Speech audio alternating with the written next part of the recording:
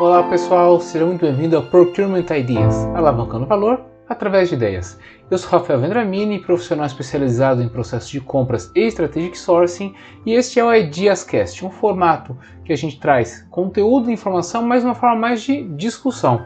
E o tema proposto já há várias semanas é sobre Bitcoins, na qual a gente faz uma atualização de mercados, vê as principais notícias para saber e poder identificar se o Bitcoin já pode ser usado como uma ferramenta para garantir valor, ou seja, você possa usar o Bitcoin como hedge para investimentos, hoje como a gente faz com o dólar.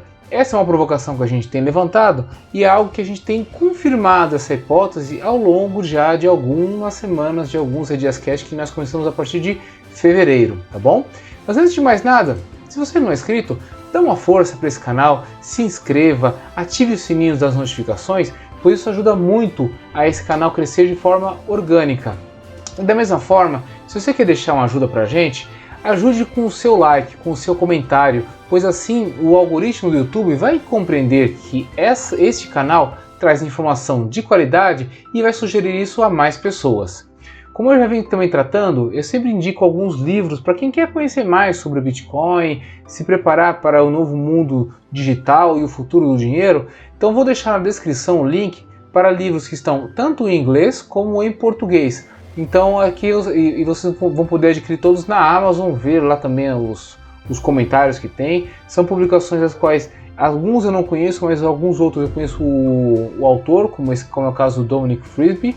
Então fica aqui a indicação para quem quer conhecer mais sobre livros, segue na descrição como você pode adquirir esses livros, tá ok?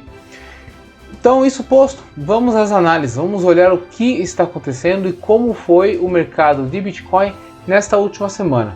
Hoje é terça-feira, dia 2 de março, tá? Então a gente geralmente costuma colocar esse vídeo numa segunda-feira, mas não consegui, então teve que subir nessa terça-feira. Nessa terça-feira a gente vê que a moeda está depreciando um pouquinho, então uma queda hoje de 0,77%, tá bom? Mas se a gente olhar aqui no âmbito maior, como foi a semana passada, então em verdade a semana passada foi a primeira semana que realmente conseguimos ver um pouco de ajuste de preço, ajuste de mercado que a gente tanto vem comentando nas últimas 3 semanas, tá? Aliás, vou deixar aqui o link para o último IdeasCast que a gente comentou um pouco sobre isso, então o link aqui em cima no card, vocês podem ver um pouco do que nós falamos e as cotações que passaram, tá bom? Mas se a gente olhar, sem ser no dia de ontem, como fechou aqui no dia 28, então no dia 28, foi no domingo, último dia do mês, o Bitcoin fechou a 49.510, tá? E se a gente retroceder aqui da segunda-feira, a gente vê que ele teve uma pequena apreciação na casa de 0,77%, porque ele está sendo cotado na segunda-feira a 49.133. Mas a gente observa que ele caiu bastante aqui, ele teve uma pequena subida de segunda para terça, mas depois foi uma queda entre aspas, considerável aqui, tá?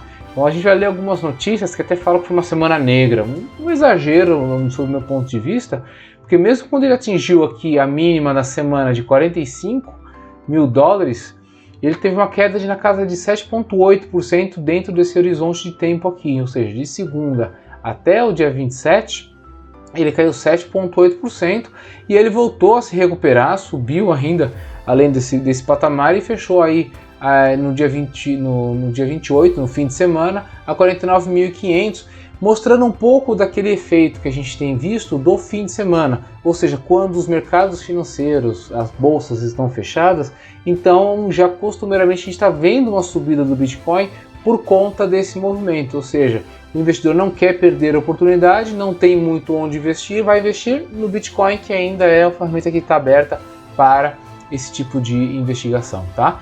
Mas se a gente olhar aqui no horizonte um pouquinho mais amplo, a gente vai ver que o Bitcoin chegou a bater a 57 mil dólares, 57.128. E se a gente olhar quanto ele fechou no dia 28, no domingo, a gente vai ver que foi uma queda também substancial, ou seja, perto da marca histórica atingida no dia 20, no horizonte de 8 dias, a moeda caiu 13,3%, o que confere sim um ar de alta volatilidade para esse tipo de ativo, tá bom? Mas ainda assim, se a gente olhar aqui, nos últimos 7 dias, então teve essa queda de 2,45, mas se a gente olhar nos últimos 30 dias, mesmo considerando que hoje a cotação está na casa de 47.931, ainda é um investimento que está trazendo o que? 45% de retorno. Tá? Ou seja, um investimento extremamente saudável para quem está apostando nessa moeda ao longo prazo. E para quem fala de longo prazo, a gente ampliar esse horizonte, olha só, incríveis 438% de valorização para quem investiu há um ano atrás na moeda no Bitcoin, quando ele estava valendo menos de 30 mil dólares, tá bom? Então aqui, ó, fica de olho, fica a dica para quem quer investir de longo prazo, o Bitcoin ainda está sendo. Para quem está transacionando no curto prazo, fica muito esperto no que está acontecendo no mercado para você não perder dinheiro, porque quando a gente olha gráficos como esse, tem bastante oscilação diária e dependendo do horário que você faz a transação, você pode perder bastante dinheiro. E dependendo do dia da semana, se for uma semana de ajuste de preços como foi essa daqui, você pode perder de forma substancial. Então fica sempre de olho, olha o que está acontecendo, analisa bem o mercado, compre suas análises também de mercado dessas grandes corretoras, porque eles vão te passar insights muito preciosos e muito bons sobre o que acontece, tá bom? Olhando sobre o gráfico do portal do Bitcoin, a gente vê que também houve essa mesma semana de desaceleração, essa mesma semana de ajuste, com a única diferença é que aqui, de um dia para o outro, ele não subiu tanto, tá vendo? Ele não subiu praticamente. Então esse aqui é o efeito do câmbio. O câmbio aqui não deixou ele subir do dia 27 para o dia 28, como a gente viu lá na cotação em dólares. Então em reais, ele continuou o movimento aqui de queda, uma queda um pouco mais acentuada como a gente está vendo aqui, e aí tem essa curva um pouquinho diferente. Lembrando que o portal do Bitcoin tem essa diferenciação. Você consegue fazer a análise não somente em dólares, mas também como em reais. Como nós estamos no Brasil, é interessante ver o comportamento também do Bitcoin em reais. Tá ok?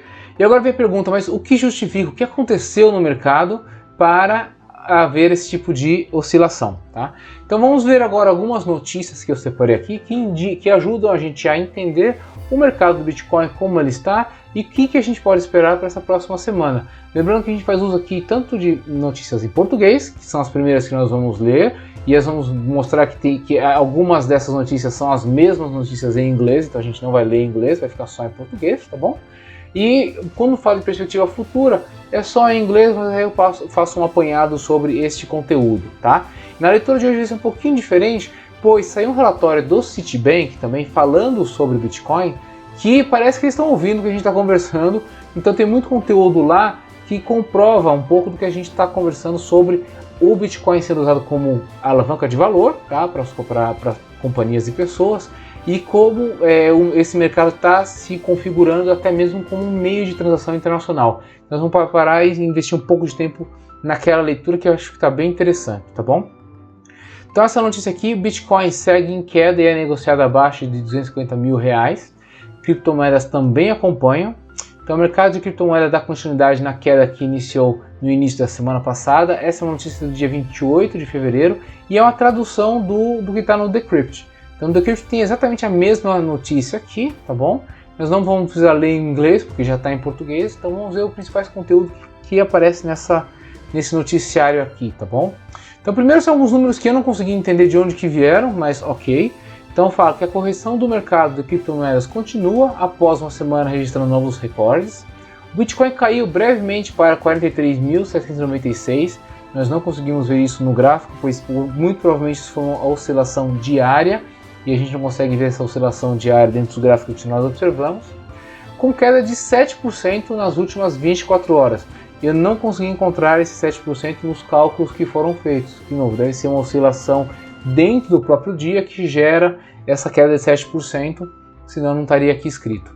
Cobrindo uma semana sombria que reduziu cerca de 25% do seu preço. De novo, não sei de onde que eles tiraram esses 25% do preço, por isso como a gente olhou e viu lá nos gráficos, se a gente olhar o preço que fechou dia 28, lembrando que essa notícia foi feita no dia 28, se a gente olhar o preço do dia 28 até sua máxima histórica, caiu só 13%. Então não sei de onde que eles falam que em uma semana caiu 25%, sendo que no horizonte de 8 dias, do dia 20 até o dia 28, caiu só 13,3%. De onde veio isso? Não sei. No Brasil o preço chegou a 247 mil após registrar uma máxima de 320 mil reais na semana passada. Por que a queda? Eventos macroeconômicos podem ser os culpados. Na quinta-feira, rendimentos do título do Tesouro dos Estados Unidos de 10 anos atingiram o seu nível mais alto em mais de um ano antes de se estabilizarem, mas não antes de fazer com que os investidores de varejo se retirassem do mercado de alto risco como o de criptomoedas. As criptos não foram o único a sofrer, ações de tecnologia tiveram forte queda. Então a gente vê que o fator macroeconômico foi preponderante para esse tipo de ajuste, tá? Ou seja, os títulos de 10 anos, que são os títulos um pouco mais seguros, apresentaram grande valorização.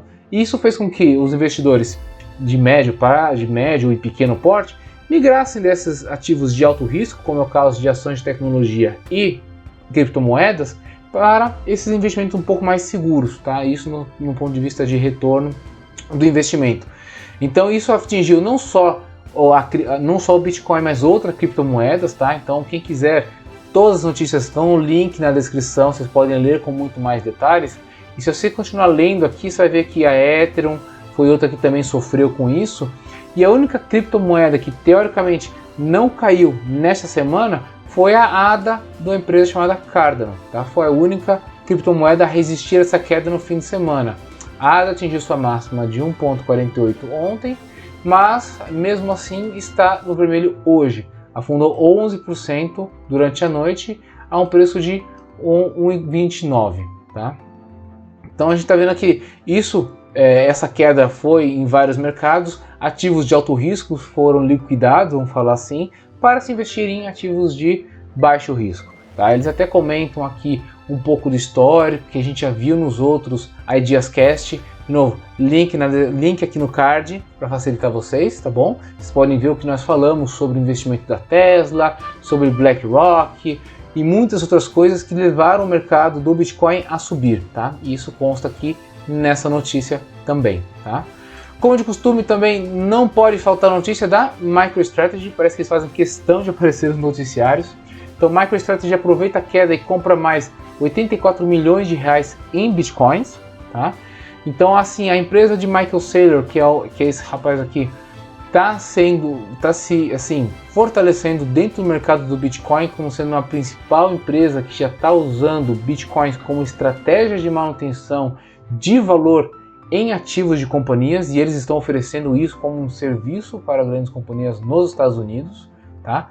E nessa última semana a companhia de Michael Saylor fez esse movimento, adquiriu na casa de 15 milhões de dólares em Bitcoins, que estão na casa de 328 Bitcoins, tá? A um custo médio de 45.700 Bitcoins. Lembrando que a gente viu que nas cotações houve aquela flutuação, a moeda chegou a um patamar mínimo de 45.278 durante a semana, e eles compraram um pouquinho acima desse mínimo que a gente viu dentro da semana, mas ainda assim fizeram um bom investimento. Isso porque, como a gente já vem comentando, há perspectivas do Bitcoin chegar a 100 mil dólares, superar 100 mil dólares, chegar até 150 mil dólares. Então a gente está vendo que a MicroStrategy está realmente apostando nesse cenário que o Bitcoin vai ser a grande ferramenta de manutenção de valor de grandes investidores, de médios e pequenos também que quiserem ingressar nesse mercado, chegando e podendo superar até 100 mil dólares. E a gente viu uma forte escalada do Bitcoin neste ano, em especial depois dos programas de incentivo à economia que grandes economias como os Estados Unidos, Europa e até mesmo o Brasil têm adotado em combate à pandemia, vamos colocar dessa forma, tá bom? Uma notícia também interessante, essa aqui a gente não vai ler, porque ela fala muito sobre bolhas no mercado de Bitcoins, tá? Uma abordagem comportamental. Esse autor, então, autor convidado a trazer e fazer uma matéria, é uma matéria até interessante, tá? Mas eu já vou adiantar aqui, já vou dar um spoiler, que não há um consenso de economistas, de especialistas no mercado, sobre se o Bitcoin está realmente sofrendo uma bolha, tá? E uma bolha quando ele cresce de maneira inflada e artificial, tá? Porque tem muita correlação de fatores, entre aspas, históricos, movimentos de mercado, coisas que acontecem com grandes corretores e grandes influenciadores que impactam fortemente o preço do Bitcoin, tá? São esses eventos históricos relacionados a baixas, tudo mais, como outras coisas, como a lei de Metcalfe, no qual atribui-se o valor de uma rede, como a rede do Bitcoin, ao número de usuários, ou seja, tem um fator também de efeito manada, quando um ativo acaba sendo valorizado e percebido como de alto valor, um número maior de usuários acaba ingressando e às vezes ficando dentro dessa plataforma, o que pode justificar então o valor do Bitcoin, e se isso acontece não necessariamente se torna uma bolha, tá? E também a alta presença no mercado de Bitcoin do que chamamos de hodlers, tá? Ou seja, o hodler nada mais é do que um investidor que permanece por longo período de tempo posicionado dentro de uma carteira de investimento, tá? Então, a grosso modo, é a filosofia de pessoas que compram e retêm, build and hold, tá? E isso gera choques positivos de demanda, ou seja, esses investidores, quando vê e vislumbram mercados como o do Bitcoin, podem ingressar dentro desse mercado e ficar durante um bom tempo lá dentro, ou seja, tem um choque positivo de demanda que faz subir preços, e aí há uma dificuldade maior dos agentes, principalmente os grandes, de fazer correções no mercado. Por quê? Porque aquelas pessoas querem ficar posicionadas no longo prazo dentro desses investimentos, tá? Esses são os hodlers. Então por isso que não há um consenso se há uma bolha por conta de principais agentes econômicos levando artificialmente o preço para cima, ou se a lei de Metcalfe e o hodler são preponderantes nesse movimento do Bitcoin. Mas é bastante interessante essa notícia, eu vou deixar no card também para vocês, vou deixar na descrição aqui para vocês poderem ver, porque para quem quer conhecer um pouco mais de conceito econômico, vale muito a pena, tá bom? Outra notícia interessante, Bitcoin é muito volátil para pagamentos, diz vice-presidente da Mastercard. A volatilidade do Bitcoin o impede de se tornar um bom instrumento de pagamento, disse a vice-presidente executiva da Mastercard, Ann Cairns. Tá? Acho que é assim que fala o nome dela, tá bom? Então, o que nós podemos ler aqui? A volatilidade do Bitcoin o torna um instrumento ruim para fazer pagamentos, disse a vice-presidente executiva da Mastercard, Ann Cairns, durante a conferência do Future of Money da MarketWatch. O Bitcoin não se comporta como um instrumento de pagamento, é muito volátil e leva muito tempo para ser transacionado, disse Cairns. Então aqui ela explicou que, embora a Mastercard esteja de fato trabalhando com vários bancos centrais para adicionar stablecoins à sua rede, é mais apropriado pensar no Bitcoin como uma reserva de valor semelhante ao ouro. Então nessa notícia, olha que interessante, ela está literalmente confirmando a nossa premissa básica, de que o Bitcoin é uma boa ferramenta sim de preservação de valor, igual ao ouro, tá? Só resta saber agora quando que companhias vão literalmente usar o Bitcoin como estratégia de hedge e começar a transacionar com muito mais frequência dentro deste mercado. Então muito interessante isso que ela fala. E a gente continua lendo a notícia aqui, leva um tempinho para ler, a gente vai ver que na verdade o que a Mastercard está querendo fazer é não usar Bitcoin como ferramenta de pagamento, mas sim esse tal de stablecoins. Esses stablecoins, vale a pena a gente ler. Stablecoins, por outro lado, são um tipo de criptomoeda com pouca ou nenhuma volatilidade. Tokens, como o USDT ou BUSD, são atrelados ao preço de outros ativos, normalmente o dólar dos Estados Unidos, e são projetados para manter constantemente a sua paridade. Isso significa que o USDT, por exemplo, sempre deve valer o mesmo que $1. Ou seja, gente, nada mais é do que digitalizar a moeda corrente. É isso que está sendo falado aqui. Então, o que a Mastercard está querendo fazer é incluir criptomoedas desde que elas sejam ligadas à moeda fiduciária, porque isso permite a troca por um dinheiro corrente. É isso que está acontecendo, ou seja, uma forma de digitalizar a moeda local. Tá? É a grosso modo isso que está sendo falado, é isso que ela diz quando ela afirma que o Bitcoin é muito volátil. E realmente, se você for pensar pelo lado prático, fica muito difícil você transacionar ou usar o Bitcoin como moeda transacional se no horizonte de 10 minutos entre você pedir algo e concretizar a compra, esse Bitcoin pode ter subido de preço, caído de preço e você perde essa referência de mercado. Então assim, é interessante ver como a volatilidade atrapalha o Bitcoin para ser um meio de pagamento, mas por outro lado a gente já vê uma grande corporação fazendo uma afirmação que vai muito de encontro com a nossa proposição. O Bitcoin ele é uma boa ferramenta de reserva de valor similar ao ouro, tá bom? Última notícia em português que eu separei para vocês aqui fala sobre o relatório do Citibank, tá? E esse relatório do Citibank é bastante interessante. Eu aconselho o pessoal que gostaria de conhecer mais a ler essa matéria, tá? Porque aqui dentro desse relatório do Citibank, ou dentro desse conteúdo do relatório do Citibank, a gente não tem o relatório aqui na íntegra, mas vocês podem buscar depois, eu vou ver se eu consigo achar e deixar disponibilizado também na descrição. Ele fala que a criptomoeda ela é como se fosse uma estrela da inovação, que está se popularizando e ele deixou de ser um ativo só de varejo, como era em 2017. Ou seja, pequenos, médios, grandes corporações já estão passando a transacionar, a utilizar o Bitcoin como uma ferramenta de investimento também. E, eu acho que até vale a pena a gente ler aqui, ó. O relatório faz várias afirmações sobre o potencial do Bitcoin. Uma das observações mais significativas no relatório é de que, como um crescente número de empresas está aceitando o Bitcoin, a criptomoeda já está se tornando popular. O relatório também afirma que a base do Bitcoin é marcadamente de 2017, quando o Bitcoin era negociado quase exclusivamente como um ativo de varejo. O relatório também sugere que o Bitcoin pode ser uma moeda escolhida para o futuro comércio internacional. O relatório aponta o alcance global da criptomoeda, o design sem fronteiras e a falta de exposição em moeda estrangeira como características principais que podem conduzir para esse fenômeno. De novo, parece que eles estão lendo, estão participando dos IdeasCast e está vendo exatamente isso. A gente está falando, é uma moeda internacional, a gente fala bastante de que ele não está exposto à flutuação do cambial e nem tampouco da flutuação da inflação, tá? O fator mais importante que influencia se o Bitcoin se torna a moeda escolhida para o comércio nacional é a percepção. De acordo com o relatório, a percepção do Bitcoin mudou de um foco na tecnologia para um foco na capacidade da criptomoeda de resistir à censura e, finalmente, para um foco na escassez. O que significa isso aqui, tá, gente? O Bitcoin era muito associado com uma moeda de tecnologia, o futuro do dinheiro, o futuro da moeda, a nova moeda. Então era como se fosse um frenesi tecnológico.